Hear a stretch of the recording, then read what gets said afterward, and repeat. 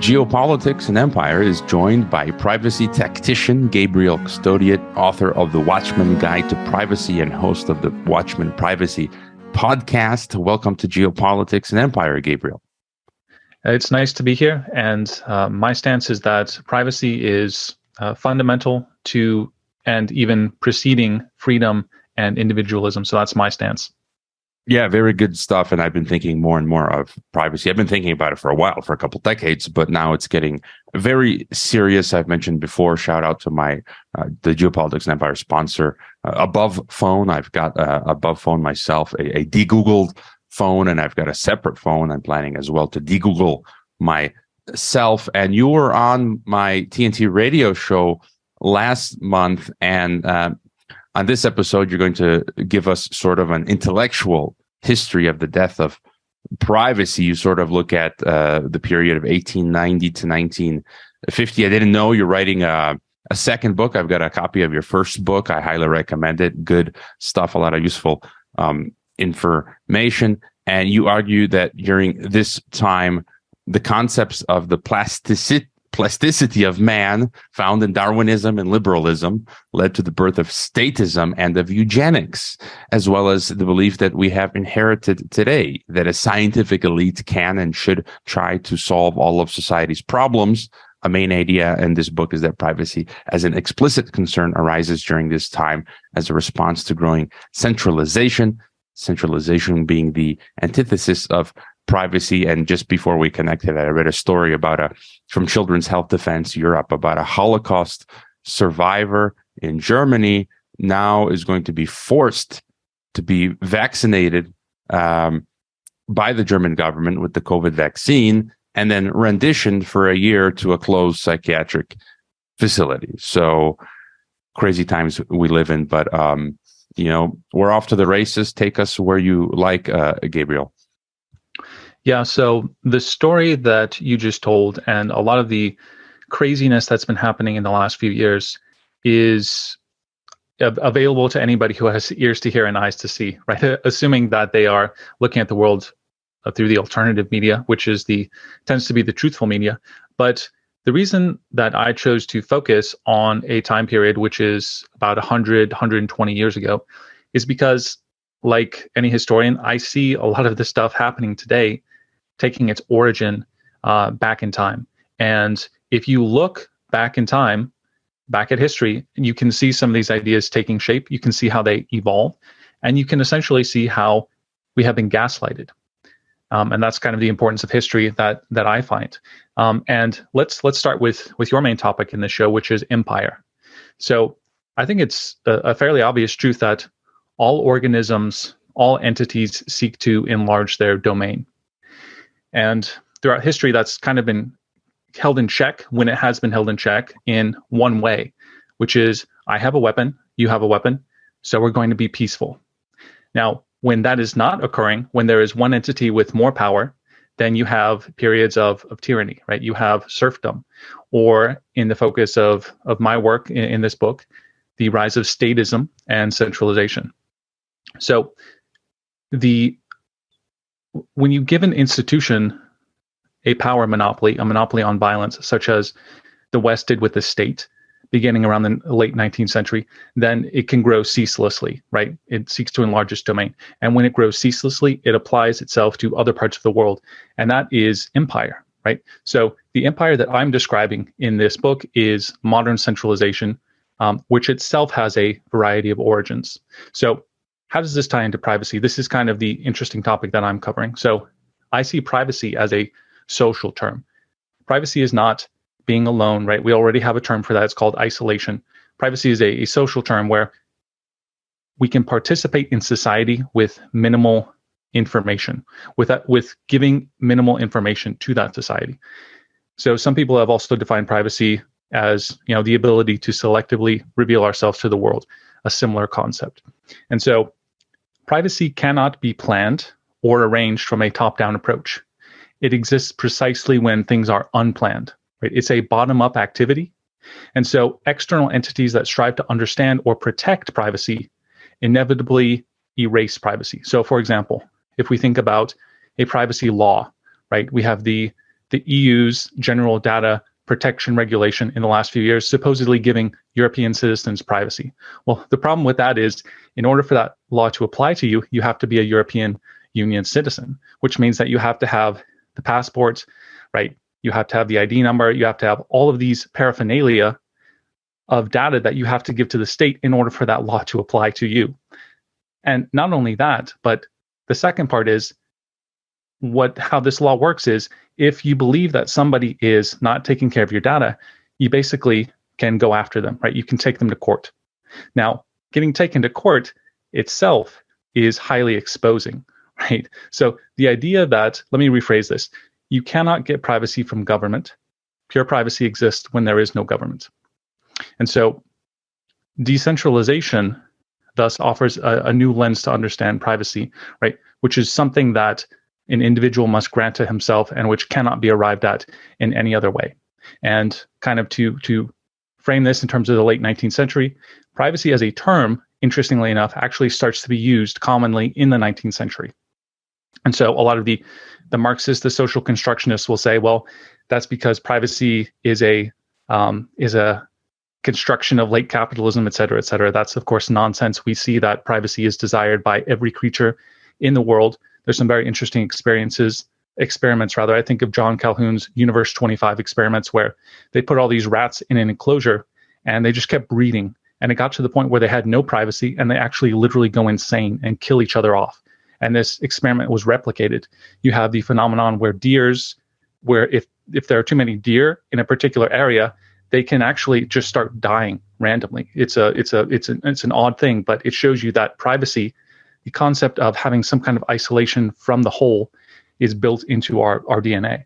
And so to kind of conclude my opening salvo here, right? It's not that modern people invented this idea of privacy or have some special claim to it. It's simply that they had more reason to be concerned about privacy, right? Modernity brought with it the privacy eroding phenomenon of the state, the technological revolution, mass urbanization, forensics. You think of the globe shrinking combustion and steam engines, advertising, and various forms of mass surveillance, all of which make privacy increasingly difficult to attain. And consequently, something that you wanted to define, you wanted to name it, and try to pursue it. So that's kind of the origin of my work. A message from our sponsors. Our friends at Above Phone are on a mission to help people break free of the algorithm ghetto. They're starting with our phones because 99% of people today are addicted to the big tech ecosystem. We have alternative technologies available that Ramiro and his team at Above Phone have been evaluating. These tools are superior, not just alternatives. Are you ready to play above the rules of the surveillance capitalists? Let's remove our reliance on them for information, apps, and communications and break free of their tracking. If we don't contribute to alternative software with our participation, we may lose the few choices we have. When you get a de-Googled Above Phone, everything is made simple out of the box. Just plug your cell service in and go, or use Wi-Fi only. The Above Privacy Suite provides important services using open source software that is run reliably and privately. It gives you a VPN, private email, search engine, encrypted chat, voice and video calls, a calendar service, and an anonymous internet phone number. Because getting people on better systems is so important, they've upped their dedication to support. With each phone, you get a 30-minute support call, 24/7 email, chat support, and a knowledge base. Just like with our food, water, healthcare, schooling, and security, our tech needs to be sovereign.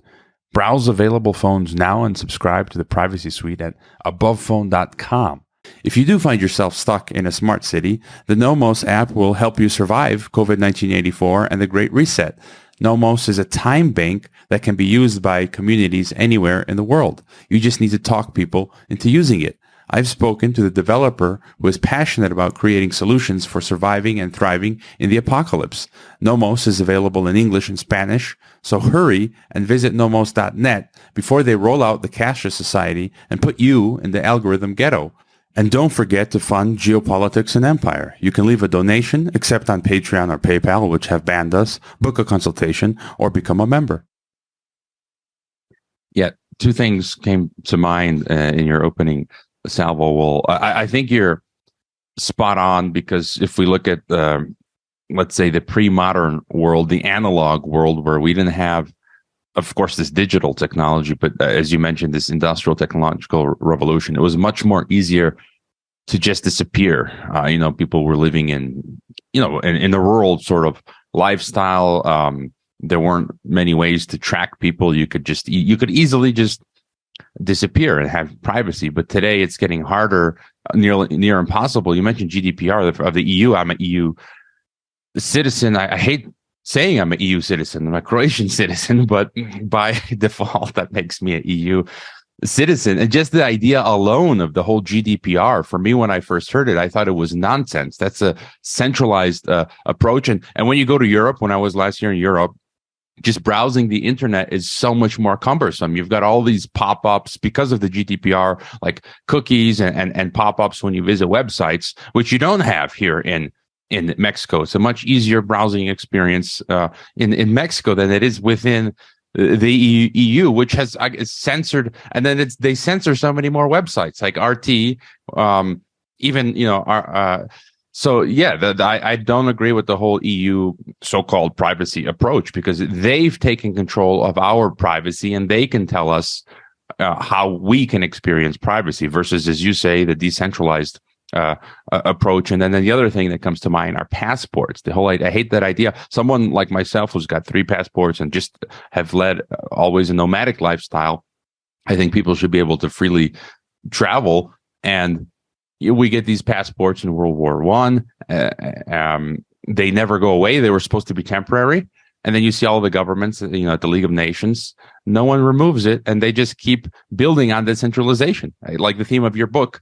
And now we've got these building on the passports from a century ago. They're building on that with these digital health passports that are going to be integrated. And there's no end in sight. And so, any further thoughts there, as well as I think you've brought up a note to me regarding H.G. Wells. What else is going on here? Yeah, well, there's a lot to discuss in all of this, and you're right. The irony, right, of all of these websites in the EU, which now sometimes require you to actually give some real information in order to use services, right? The irony is that these companies now have to play by these rules, and they're afraid of getting sued, right, by this very punitive law, that they are requiring you to give some real information to verify yourself. So it's the incorrect approach to privacy, right? Government, as we said, cannot grant you privacy. Now the topic of passports is interesting. Passports come about during this time that I'm speaking, 1890 to 1930.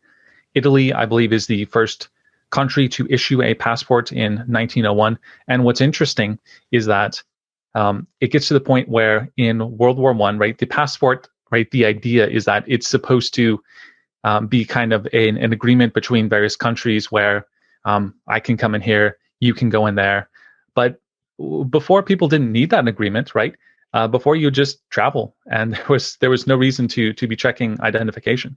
And so the passport comes about as states are solidifying and their borders are solidifying. And the interesting thing is, when Italy has this passport in 1901, starting in World War I, they use it as a way to ensure that young men are not allowed to leave the country, right? So that they're trapped within their within the new boundaries of Italy, because it's a new nation at this point, so that they cannot escape the draft. So it's a passport. The passport system was a way of enclosing people into these nation states. And so you mentioned H.G. Wells. Let's just talk about this. Some of the other things happening in this period where the passports come about, because the passports are kind of a symptom of some of the other things going on, right? Some of the other things at this time, we get the Federal Reserve, right, and central banking. We go off the gold standard. We have the income tax, right, the birth of the welfare state. Eugenics becomes a huge deal, right? This is the progressive era. Then we have World War I, the beginning of the end of privacy, and many other things that the listeners of this show value, we can trace back to this era. Now, the main idea that's unifying all of these is what I would call or consider utopianism. It's the idea taken on by people who are proponents of centralization. And it begins with the idea that something is broken and we need to fix it. And these people were, and H.G. Wells was a huge proponent of this idea. They were appealing to science primarily, right? So we have Darwinism, which really takes root at this time. H.G. Wells is one of the first human beings to have a fully scientific education, very influenced by Darwinism. And Darwinism fostered the sense that man is, right, he's plastic, right? He lacks any innate value. And therefore he can be transformed into something else. And the interesting thing about Darwinism, for whatever good it has brought to people, is that you do see, and for example, there's a subsection of the internet called the Manosphere, and people talking about kind of men's issues. And one thing I notice about a lot of people these days who have this inbuilt Darwinist outlook is that they appeal to biology for all of their answers. And biology cannot provide a value system, right? And so it's kind of interesting how these ideas have stuck with us. But to get back to my point here, during this time, we have Darwinism that's teaching that people are just animals and they kind of need to be directed, right? They need to be improved. And you have, so a new class of intellectuals arises. This is where we get the intelligentsia. Academics grow significantly during this time. There's all kinds, I don't have the statistics at hand, but they grow exponentially. And all these intellectuals have problems that they see in the world that they want to solve, right? And so that's when they come up with central banking, et cetera. And ultimately, in this period, you have a clash of ideas. It's what Thomas Sowell has called the constrained and the unconstrained vision. So on the one hand, the progressives have this idea that of this unconstrained vision, right? That human nature is either a fiction or it's capable of being molded and improved, right? Particularly by powerful organizations. Whereas the traditional, the 19th century, the Alexis de Tocqueville, the early America idea of human nature is flawed, and so we're not going to give power over to these powerful entities like the state, right? We're going to solve things within this constrained vision of the frailty of the faults of humankind, right? Thomas Jefferson has this great line where he says, don't talk to me about the goodness of man, but let him be constrained by the bounds of a constitution, right? It's that idea that's the constrained version of humanity. H.G. Wells, very interesting figure, very influential. George Orwell says of him that, he says, thinking people who were born at the beginning of the century are in some sense Wells's own creation. I doubt whether anyone who was writing books between 1900 and 1920 in the English language influenced the young so much. So H.G. Wells was a huge influence. A lot of us think of him and we think of, right, War of the Worlds, The Invisible Man, The Island of Dr. Moreau, and he did write those, but he stopped those around 1900 and he moved on to writing books like, surprise, surprise, The New World Order. And if you look back to your favorite H.G. Wells books, you can see in The Island of Dr. Moreau this sense that science, right? It's a book about a scientist who is trying to turn animals into humans, that scientists can change the physical matter of animals and improve them, right? There's this innate plasticity built into us. You can see in books like The War of the Worlds that the reason that humanity falls to the Martians is because they're not collectivist. They're all scattered, right? They rely too much on laissez-faire, right? You can see in The Invisible Man that if you are too individualistic, you become psychopathic, right? So there's all these attacks on individualism that H.G. Wells would talk about throughout the rest of his career, and he wrote a lot of books after 1900. He worked tirelessly for 40 years on the cause of world government. A lot of the stuff he wrote appears in United Nations documents and other big world kind of globalist organization documents. They have the language, especially the ideas of H.G. Wells. And what H.G. Wells thought fundamentally is that humans are just animals, and that in order for us to have a good society, we need constructive design, right? We need to get rid of laissez-faire and decentralization, right? That has become distasteful and irresponsible. And we need to have more direction so that we can improve not the individual, which is worthless, but the whole, right? The greater good. That's where a lot of these ideas come from. And H.G. Wells is a central figure of all of that. Yeah, I recall a quote from Wells where I've got his book, The Open Conspiracy, you mentioned as well, The New World Order. And he openly writes, quote, some will hate the New World Order and die fighting the New World Order. And someone who helped me really understand this was, Edward Griffin. I think he's in his 90s now. I had the pleasure of meeting him over a decade ago. And it's this idea of collectivism. I think that's the key phrase. It's not particularly communism or socialism. It's collectivism, and this idea that the group is more important than the individual. And you mentioned as well eugenics. So that was really getting off to the races in the 1900s. The British, principally it started with the British and then the Americans, and then exported to Germany, and it's never gone away. It just continues to camouflage itself as climate change narrative. So many people today are just useful idiots and don't understand that climate change is just eugenics dressed up, and the pandemic or the healthcare today is just, again, it's another way of dressing up eugenics. And the biosecurity state, which I riff on a lot. I think this is the final frontier when it comes to privacy, and it's related to the idea of collectivism. Now the state is it's wanting to take over control of our bodies. You've got no more privacy, and it goes to what I just mentioned, that in Germany they are going to force vaccinate a Holocaust survivor. I mean, it's crazy. The irony there, Germany, and rendition them to a psychiatric ward. And it just really seems like we're reaching this apex of tyranny, totalitarianism, biosecurity state, everything you're talking about, this centralization of power.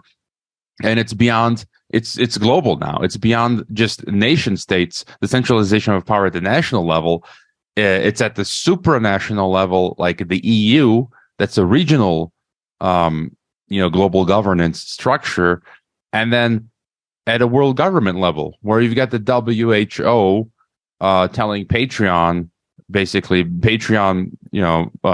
terminating my Geopolitics and Empire account because some of my guests clashed with the WHO's idea of eugenicist healthcare. So now we're all and all of our government officials, even here in Mexico, you can clearly see they're taking orders. The development projects in the city, they're funded by the Rockefeller Foundation, who have a global outlook. They're the same people working with Wells. And so our local governments now are operating on instructions from the global level. So for me, if you ask me, we've been in world government for a very long time. It just has not been obvious. And so just your take on this sort of, we're like at the Mount Kilimanjaro of the end of privacy. It's like this huge apex, and it's just going to keep getting worse.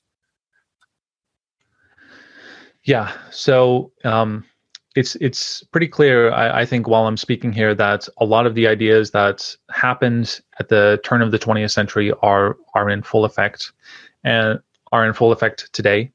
And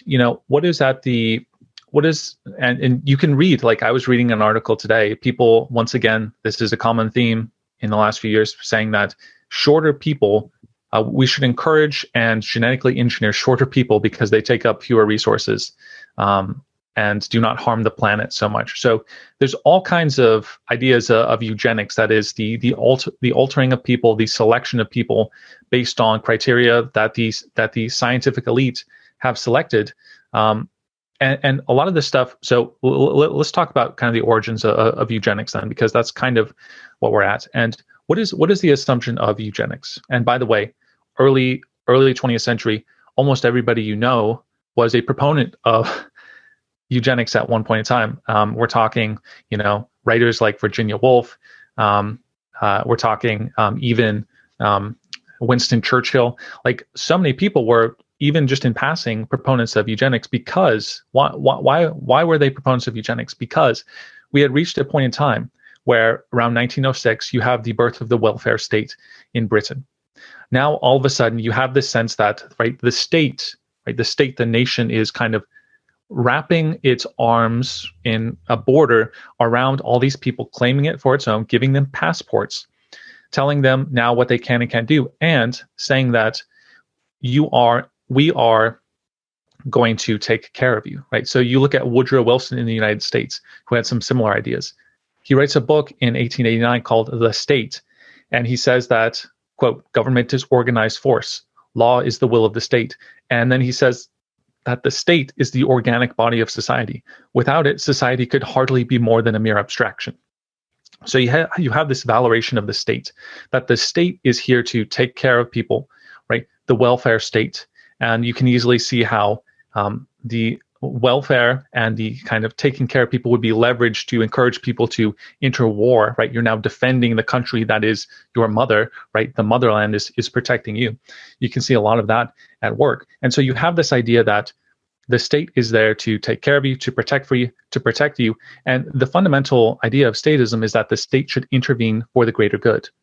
And you had all these pseudo-intellectuals at the time saying that morally degenerate people with low IQs, the IQ test was developed by eugenicists, by the way. These people are harmful to society. They had all the statistics, right? They would say these people are bad for our economy, they're bad for our health system, they're bad for our nation, and they had all these words for these kinds of people. And it became a quick consequence to say that, so these people should be sterilized, right? And in some cases, a lot of people were calling for their execution.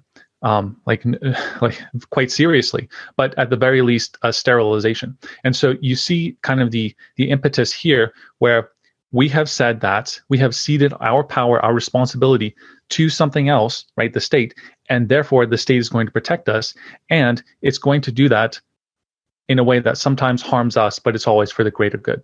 So that's kind of the main philosophical bedrock of that period of time, and also where we are today. And you mentioned that article, and I saw that as well. The mainstream news today saying that we should be shorter. We should mate with shorter people. I'm a tall dude, and my kids are tall thanks to my Croatian genetics. I think Croatian is actually, I read somewhere, we're like the 7th tallest group on the planet, something like that. And in this article you referenced, it's talking about climate change. And it goes exactly to what I was just saying before you mentioned that. It's climate change is eugenics. And I've had a lot of folks from, the Schiller Institute or the LaRouche folks who talk about this and others, that this environmental fascism. I talked to Lawrence Freeman, who travels often to Africa. He said in Africa, many consider climate change, colonialism, environmental dictatorship, and it's a weapon to stop industrialization and to promote deindustrialization, which is again this Darwinist eugenicist philosophy, and it's just mind boggling. And where do you see? Like I said, I feel like we're in the 21st century now.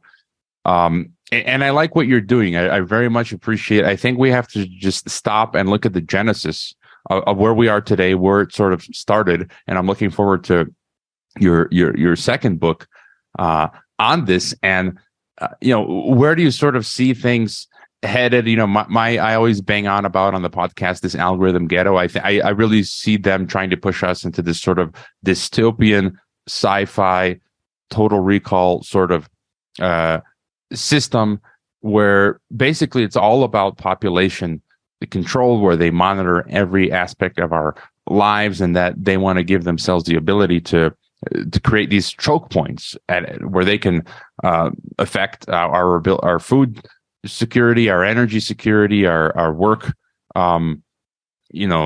security, our mobility, down to the level of like geofencing, where you've heard about those Oxford, 15-minute walkable cities now, and you can only leave your zone. Again, that's like so dystopian. Your zone, right? 100 times a year. And so if you want to visit your mother for the 101st time, the AI cameras or drones will take a snapshot of you leaving your zone, automatically deduct, a fine from your a bank account, and it's insane. And so where do you see all of this headed? Yeah, and there's an article which, as far as I can tell, is completely serious from The Guardian. It's called, you can look it up, it's called Why Genghis Khan Was Good for the Planet. This was published like 10 years ago, and the author says that Genghis Khan he killed basically a huge percent of the world population. And this guy calculates how much carbon that removed from the world. And I reread this article several times, and I know that the Guardian is certainly left-leaning, totally communist, if we're being honest. And I reread it several times. It was completely serious. Like, the things that people say in pursuit of the quote-unquote greater good, according to how they see it, regardless of the people that it tramples upon, is total corruption, right? That idea is a total corruption of the 19th century, the great 19th century, where people were individuals. They believed in individualism, in responsibility. They believed that humans were innately good, right? And all these environmentalists, who, by the way, were in favor of destroying a virus, which, well, supposedly is part of nature, right? There's all kinds of inconsistencies, right? Nature is red in tooth and claw. There's nothing particularly valuable about nature. It's only humans that give nature its value. Without humans, nature would be valueless. There would be nobody to appreciate it. So all of these environmentalists, it's bankrupt just at its very foundation. Now, in terms of where we're going, I want to answer that by tapping back into history just a little bit. And you mentioned the body, right? The state's control over the body.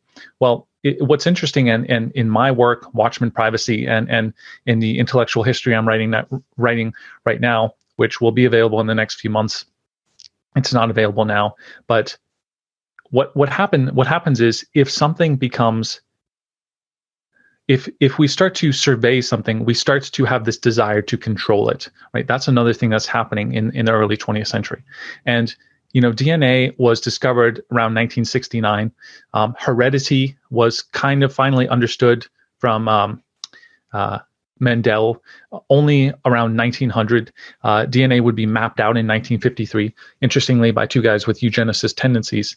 And what you have here is kind of the opening of Pandora's box, right? This is where this gave a lot of room for the eugenicists to say, look, we understand the human body, we understand this stuff, and maybe someday we can control it. And we're getting to the point, which is what I'll say in a moment, where we are starting to control that stuff, and certainly have the potential to do that.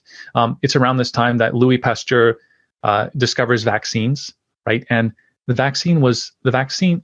discovery of vaccine was perfect for the timing, because what does the vaccine say? It says, you will take this as the individual because you must protect the greater good, right? You must make the sacrifice for the collective good. And you have to, otherwise other people are supposedly at risk. So the body, right, becomes the body politic around this time.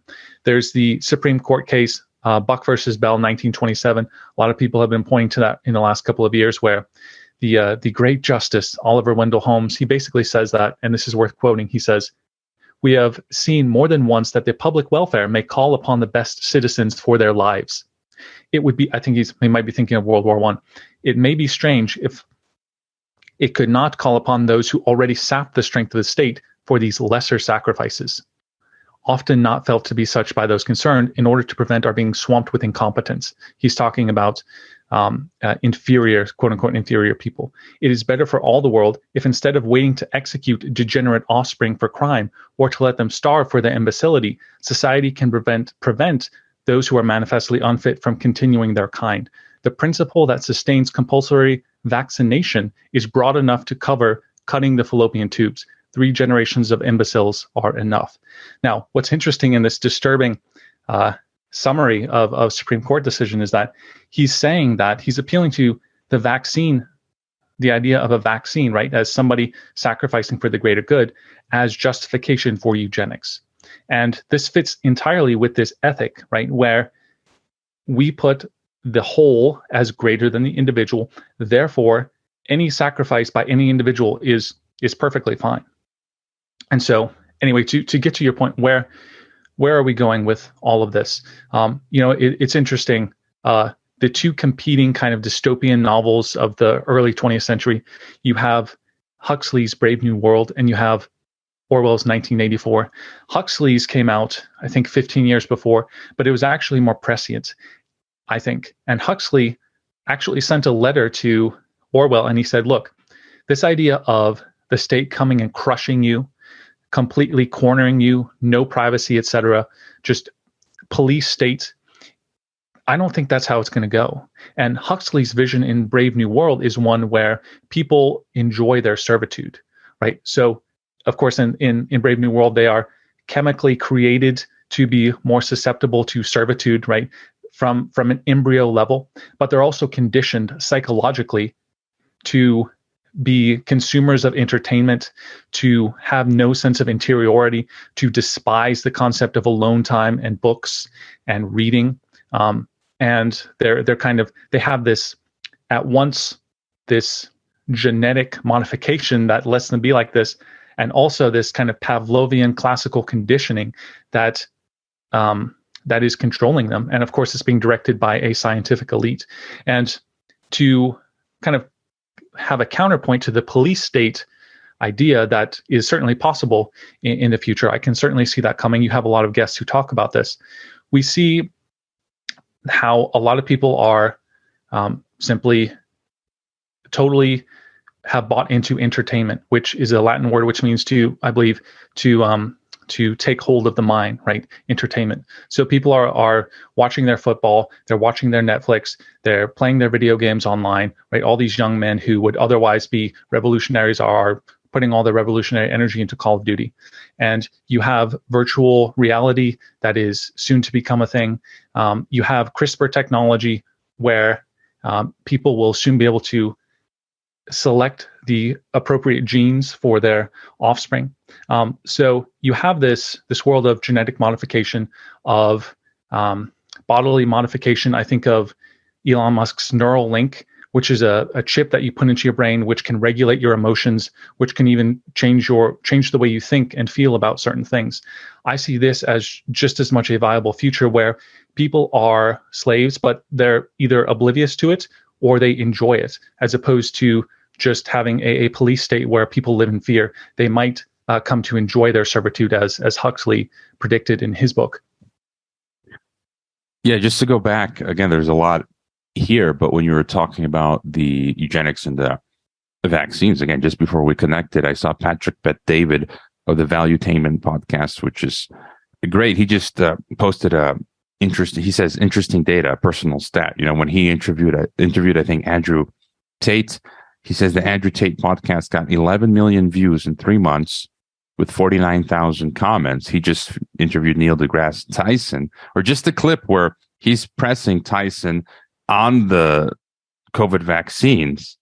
And that clip got, say, 900,000 views in 48 hours, but it got 43,000 comments, almost the same of, comparable to Andrew Tate's, in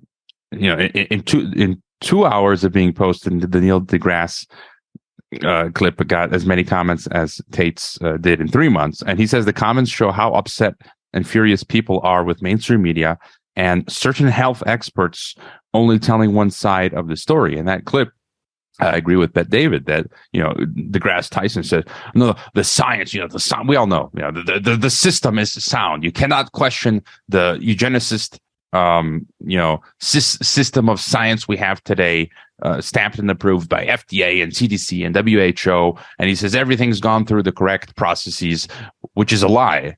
They haven't. It's all experimental. It's just, we all know. And he's lying through his teeth. I mean, is this guy really that dumb? Or is he's lying through his teeth that they were given emergency authorization, nothing has been tested.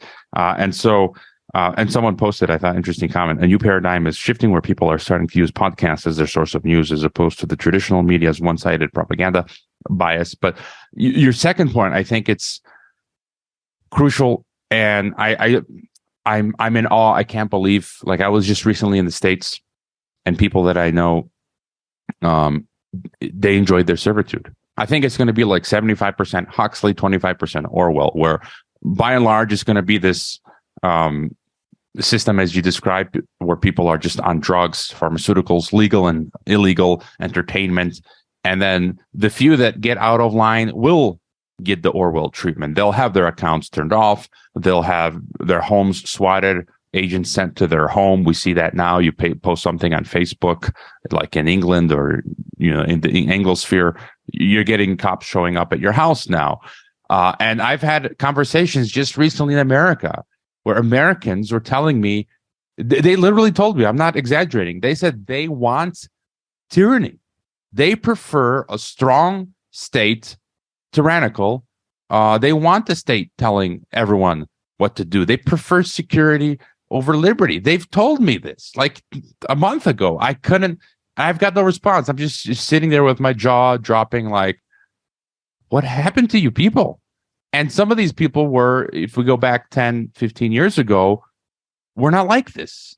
They were Americana, and it's just mind-boggling, especially the last 5 to 10 years, these sophisticated Orwellian or Huxleyan systems of mind control with the GMO and the foods, who knows what they're putting in there, and the pharmacological. Now, a lot of these people are on prescription drugs, and the bombardment of the TV and social media, they've literally reprogrammed people's minds. And I can't believe they're shouting at me, Americans today, they want tyranny and the government, the nanny state. And I'm just besides myself. I'm like, what can you do with a populace like this? I mean, yeah, I don't know what you can do. I'm waking people up in my own way with my show. I think you are. I think the comments that you referred to on the Neil deGrasse Tyson, who's a total scientific elite. I've seen him on the Joe Rogan podcast where he says things like science is the only system we have to find the truth. I mean, sorry, I love the scientific method, but that finds probability and not truth, right? This idea that trust the science, it's as if the science offers a Bible of answers and is not a method whose very consistency, to the extent that it has consistency, has been the regular overturning of invalid answers, according to a method that as I said, only finds probability. So what we need is open discourse. Obviously, all these people, anytime somebody's banned, I immediately say, okay, what is that person saying? Because they're probably saying something true, right? Tyranny is afraid of the truth, and so it must cover it up. So, anytime somebody's censored, you obviously need to go look at them. Andrew Tate is a great figure.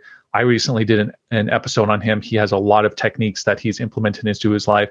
He's talking about masculinity, which I think might actually be the decline of masculinity, might actually be the ultimate grand narrative about the failure of our society in the last certainly 50 years. He talks about that. He's a great figure. He might get suicided here because he's in a Romanian jail, and that will be sad. But to the broader point, how do we wake these people up?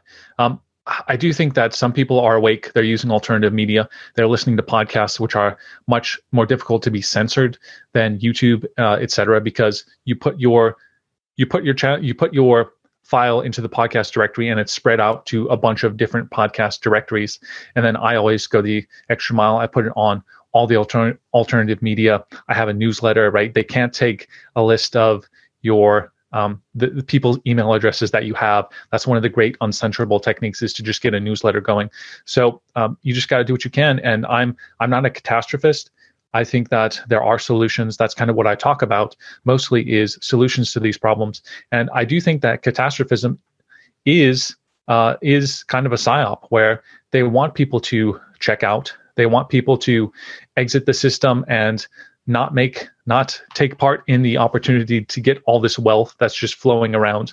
That's kind of my revisionist take on all of it. I think that people should certainly have backup plans. I talk about a lot of that stuff, get off the grid, et cetera, but also have your foot in the door, getting some of this money, making money, getting wealthy, becoming one of the owners of the world along with these other people, and enjoying some of the fruits of the world we have, in case things aren't as bad as we think. Yeah, and I listened to your Tate's episode. Well, I read it because you put also out a Substack version of text, and I'm not a big, say, fan of Andrew Tate, but and I shared it on some of my socials, and people were commenting. But I think he's a great case study, and what you did as a case study, it was great, but it also shows the limits of someone to his extent with I don't know how many driver's licenses he's got and passports and flags, that he still gets caught up. And so, you still want to do all of these things, but they can still, get you. I guess the lesson is there to go a bit more under the radar. Exactly. Yeah. Not purposefully have your network make you the most Googled person on the planet, which is what Andrew Tate did. That was purposeful. He loves the attention. Rule number one is don't have a huge public profile, because then you definitely put a target on your back. That was Andrew Tate's fault. But I think if you follow his strategies and maybe don't have a huge public profile, that's certainly a winning combination. And my episode on Tate, I talk about his strategies of having multiple passports, having multiple residencies, multiple driver's license, which you can use in other countries to think about what countries can extradite you and which cannot. Think about what parts of the world, for example, the Middle East, are relatively exempt from Western powers.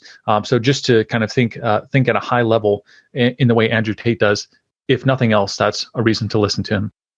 Yeah, and just a personal example, when I was fleeing COVID 1984 from Kazakhstan in 2020, I wouldn't have been able to leave if I hadn't had, my second passport, my Croatian passport, because the EU was not allowing third country nationals to pass through the EU. And just me having that, I'm the only one in my family who's got it. So my family was allowed to pass through as well, just by me having it. One member of the family, we were all able to pass through Europe to get back to Mexico during COVID 1984. So without that, second of my 3 passports, I would have been stuck in Kazakhstan, and who knows what would have gone on. And I think we still need to keep trying to mitigate. This is what I do. You also talk about whether privacy is still possible today. Like you said, you're more optimistic, and regardless of how difficult it is, I think it's just natural for a human being to try to fight in the daily life to retain as much privacy as possible, even in the face of an overwhelming totalitarian dystopian state. You're still going to try to do things to protect as much as you can your privacy and mitigate the surveillance state. And that's what I'm doing. That's what you're doing. What I think a lot of people are still trying to do. And we're going to leave for a second episode in the future, a more how-to or practical, an episode of practical ways or strategies that people can take to protect their privacy. But any final thought for us, as well as the best way for people to find you, your work, and support you? Yeah, so I have 2 aspects to my brand in Watchmen Privacy. One is the historical philosophical approach that I've kind of talked about in this episode. The other is pure privacy techniques. So I have a guide. I have some courses. You can just go to watchmanprivacy.com. I have a newsletter. You can follow me. If you're following me in any way, my podcast, you'll find out, you'll encounter my ideas, and you'll also discover when I'm releasing the book that I kind of described in this episode. That's not good marketing to talk about something that you can't give to somebody, but in the next few months that should come out. My central goal is to watch the watchers. So to understand what people are doing, what people have done, and to give people a mindset and techniques, tools, etc., to help them, especially from a privacy level, which I think is a little bit underrated, to help them maximize their individual freedom. The individual is the only true thing in the universe. The only thing we can be certain of is that we experience the universe through our own mind. And so anybody who preaches collectivism is preaching something that is anti-reality. And obviously we have to, sometimes if we want to be part of a group, we have to make certain sacrifices, but those must be chosen by us. And the individual will always be the supreme entity. And let's not forget that. Yeah, and I like your, when I found you and had you first on TNT and whatnot, I like your, I also follow, for many years, I've been reading books on privacy and following different privacy experts, and I feel like you have a sober approach, an organic approach. You don't hype stuff. You don't, like some say, they hype different approaches and say, oh, this is going to, make deal with your privacy. It's going to save you. And I've heard, some people, when I've shared some of your stuff, they've criticized you. Oh, he uses, I don't know, that software or that software. And I disagree with them. I mean, everything's evolving. There's software that I used to use that I thought was good, and then you realize it's not so good, and then you switch, and no one gets it right. It's a battlefield that we're on that's changing daily. I used to be a big supporter of Start Page and Start Mail. Some things changed with them. I still use them, but not so much anymore. And so things are just constantly shifting. And again, I recommend everyone get Gabriel's first book, subscribe to his podcast, find him on Twitter. All the links will be in the description. And again, thank you for being for the first time on Geopolitics and Empire, Gabriel. Yep. Stay dangerous out there. I hope you enjoyed this Geopolitics and Empire podcast. The website is geopoliticsandempire.com, and I encourage you to sign up to the free email list that notifies you of every new podcast and other important updates. The email list and website are our last lines of defense. We're being censored and deplatformed. It's almost impossible to find Geopolitics and Empire on the Google search engine. We've been blacklisted. YouTube frequently strikes videos. Facebook restricts our page. Reddit, Twitter, and LinkedIn take down posts. After the Associated Press mentioned Geopolitics and Empire in a 2021 article co-written with NATO, or the Atlantic Council, our Patreon account was terminated. Vimeo also terminated our Pro account at one point. In April of 2022, the Department of Homeland Security had PayPal ban us for life. The best free way to help Geopolitics and Empire is to leave a review on Apple Podcasts or elsewhere and subscribe to all of our media channels. You can find the video broadcast now on 5 platforms: Odyssey, Rockfin, Rumble, BitChute, and Brighteon. You can find the audio broadcast on the entire podcast ecosystem: SoundCloud, Apple, Spotify, and so on.